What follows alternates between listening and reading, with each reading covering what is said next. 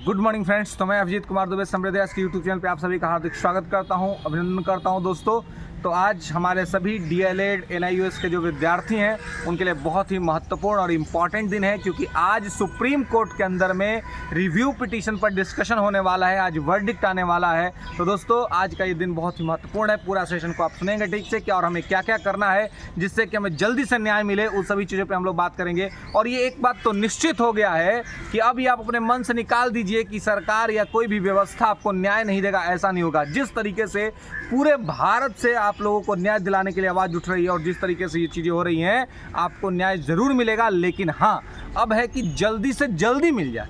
अभी इस बात पे कोई क्वेश्चन मार्क नहीं कि न्याय मिलेगा नहीं, क्योंकि संसद के अंदर में आवाज़ उठ रहा है, संसद में लगातार इस पर बातें हो रही हैं, साथ में कोर्ट में पिटीशन डाला जा रहा है। तो अब ऐसा नहीं है कि न्याय नहीं मिलेगा, आपको न्याय तो मिलेगा ही, लेकिन अब आवश्यकता है कि न्याय कितना जल्दी मिले, है ना, जल्द से जल्द मिले, क्योंकि देरी से न्याय मिलना भी एक प्रकार का अन्याय होता है। तो आपके साथ अन्याय ना हो, इस सब चीज़ को ध्यान रख करके यहाँ पे मैं आपको बताने जा रहा हूँ, कहने जा रहा हूँ दोस्तों कि यहाँ पे इस चीज़ को आप ध्यान रखेंगे कि आप सभी को क्या होना है, एक हो जाना है, एक रहना है, तभी जा कर के न्याय मिलेगा। और पूरे भारत के जो एनआईयूएस डीएलएड के अभ्यर्थी हैं, जहाँ जहाँ वो सब एक हो, वो सब एक प्लेटफॉर्म पे आए कि देखिए जल्दी से त्वरित न्याय लेने का एक ही तरीका है कि आप लोग एक हो करके आप सरकार पर दबाव बनाएं, प्रेशर क्रिएट करें, तभी जा करके आपको जो है सो न्याय मिल पाएगा। अन्यथा आप लोग, जैसे मैं हमेशा कहता हूँ, आप लोग भी कहते हैं कि 14 लाख एनआईयूएस डीएलएड अभ्यर्थियों का भविष्य,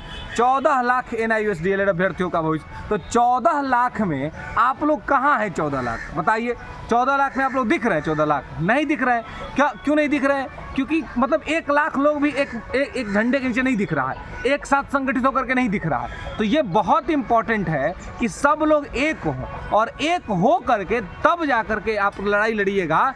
तो लोकतांत्रिक देश में, डेमोक्रेटिक देश में आपको न्याय तभी मिलेगा जब आप एक होइएगा। एकता में बल है, अगर आप एक नहीं होइएगा तो कोई आपका बात नहीं सुनेगा।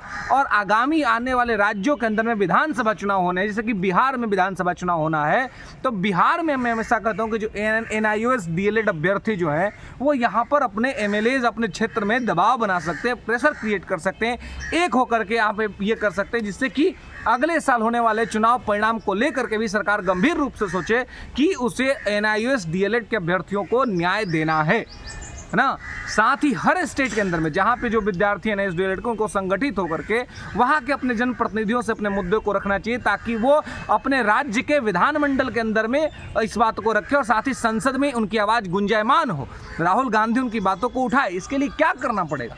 इसलिए एक होना पड़ेगा। आप लोगों को कहते हैं कि सर खाली ये जो है सो कुछ हो नहीं रहा है। अरे होगा कैसे? आप लोगों में संगठन दिखता है जी, एकता दिखता है आप लोगों में। आप ही लोगों से दूसरा कमेंट करता है, अरे कुछ हो नहीं होगा। अरे कुछ नहीं होगा का क्या मतलब है भाई? तुम्हारे लिए पूरा देश से आवाज़ उठ रहा है, हर जगह से लोग वीडियोस बना रहे हैं, सोशल मीडिया पे तुम्हारे लिए एक कैंपेन चल रहा है कि किसी तरीके से तुम्हें न्याय मिले। और तुम्ही में से कुछ लोग कहते हैं कि यार हमारा कुछ नहीं होने वाला है, कुछ नहीं हो जाएगा। इसी चीज़ को क्या कहते हैं? इसी स्थिति को आरसी प्रसाद सिंह अपने कविता में लिखते हैं कि रुक जाना ही मर जाना है, निर्झरिया झर कर कहता है। तो जिसने मान लिया, हारा वह नहीं जिसने प्रयास किया, हारता तो वह है जो प्रयास करना ही छोड़ देता है, वही अपने जीवन में हारता है। तो जो प्रयास करना छोड़ देगा वो हारेगा। हम लगातार ये कैंपेनिंग चलाते रहेंगे, लगातार आवाज़ उठाते रहेंगे और लगातार आपके लिए न्याय मांगेंगे, और देखते हैं कि न्याय कैसे नहीं मिलता है। लेकिन आप लोग जब तक संगठित नहीं होइएगा, आप लोग एक नहीं होइएगा, तब तक लगता है कि न्याय मिलेगा जी। 14 लाख एनआईयूएस, 14 लाख एनआईयूएस। अरे आप बताइए, 1 लाख एनआईयूएस भी किसी प्लेटफॉर्म के नीचे खड़े दिखते हो तो आप हमको बता दीजिए। कोई भी एक कमेंट सेक्शन में आप लोग नाम बता दीजिए इधर के कि सर इस चैनल पर चाहे यहाँ पर 1 लाख एनआईयूएस लोग जो है सो एकदम संगठित है, हमको बता दीजिए, आज हम मान लेंगे। आप अपने स्तर पे क्या कर रहे हैं भाई? इंतजार कर रहे हैं केवल। हो जाएगा। अरे कैसे हो जाएगा? संगठित होइए, प्लान बनाइए, एग्जीक्यूट कीजिए।